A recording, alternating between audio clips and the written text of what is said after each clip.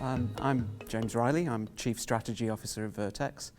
That title normally leads to lots of jokes about me not taking any responsibility, but what my job is really to make sure that our products and services are serving the needs of our utility clients today, but also trying to understand where the market is going and making sure that we evolve those products and services to meet the demands of utilities going forward. And certainly I see a lot of change in the industry, so that keeps me busy and it keeps me awake at night. Tell us about the industry survey you just completed and how it was conducted. We've invested in cloud technology, and we did that on the basis of a number of premises, and we wanted to really kind of get a good feel from the industry and whether our intuition was correct. And what we wanted to understand was, what did the install CIS base look like in the market? And what were some of the challenges that utilities were having with those CIS platforms, both from a technical perspective, but also from a business perspective, as well as understanding what some of the customer experience priorities were for those utilities going forward, and to see whether they felt that cloud was an approach that could help them respond to some of the pressures they were under. We got feedback from utilities well under 50,000 customers to utilities around about the 3 million customer mark.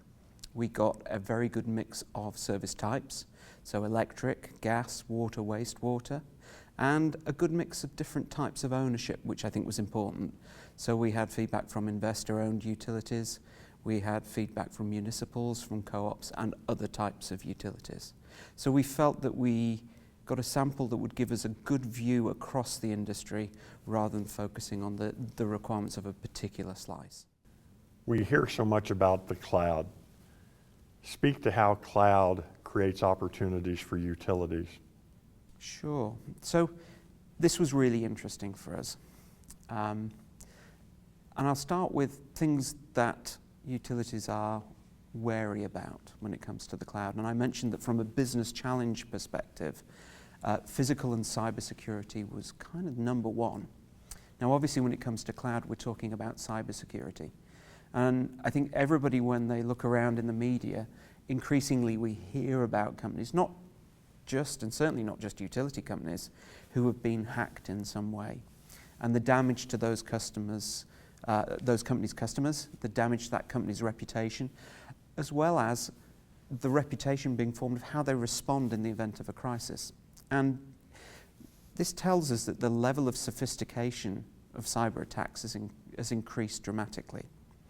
And utilities translate that fear of, that risk of security to the cloud. Now, what's interesting is when we look outside the utility industry and we look at industries like the financial services industry, again, like utilities, every reason to be very sensitive about the data they have, storing detailed financial and personal information about their customers, much the same way as utilities do. What started as a trickle with financial services soon became kind of a rush when they finally accepted that moving to the cloud could actually increase their security.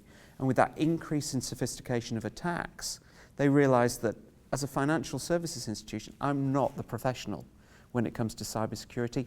I'll entrust that to a company who focuses on hosting and managing and keeping data safe.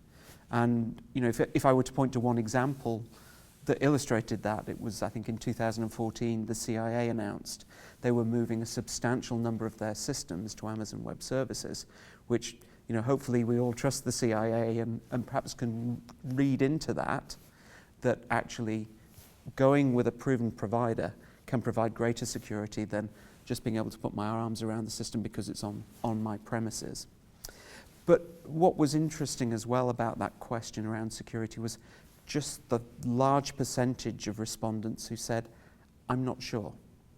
And there's a message for Vertex in that. There's a message for the industry as a whole, which is we've got to help better educate and understand the pros and cons of the cloud. And that really continued in the other questions on the cloud. But before I come to that, I want to talk a little bit about something special for the utilities industry, which is capitalization. And we asked the question, can cloud be capitalized? And 40% of the respondents said no, but encouragingly for me, 30% said yes. And then you have this group in the middle who are unsure again. So again, education's important, but I think if we'd asked that question 2 years ago, the number of people saying cloud could be capitalized would have been probably 5% or less. And certainly there've been some recent changes in GAAP accounting practices that make it more feasible to capitalize cloud-based solutions for utilities so they can generate a return on investment on that. So I would summarize it as follows. I think as an industry, utilities are under enormous pressure to change at a pace that is difficult to sustain on aging technology, and that cloud might be the answer to keep up, but better education and awareness of the pros and cons need to be provided to the industry as a whole, and there's a responsibility on vendors like ourselves to do that, as well as the consultants in the industry, so that utilities can make the right choice around cloud, but also that they can respond to these pressures and these priorities going forward.